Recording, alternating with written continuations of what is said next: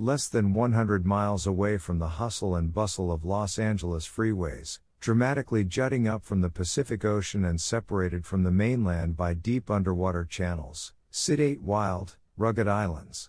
The 5 that make up Channel Islands National Park: San Miguel, Santa Rosa, Santa Cruz, Anacapa, and Santa Barbara, alongside 318 square miles of marine protected areas, are an invigorating glimpse into the California of yore, with their rolling hills, sea caves, jagged cliffs, secluded coves, gorgeous vistas, kelp forests, and wildflower-covered rambles.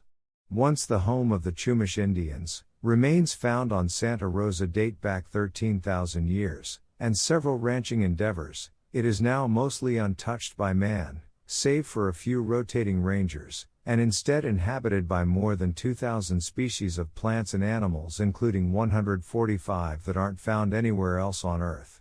It is one of the easiest places in the world to act on Ralph Waldo Emerson's directive to live in the sunshine, swim the sea, and drink the wild air.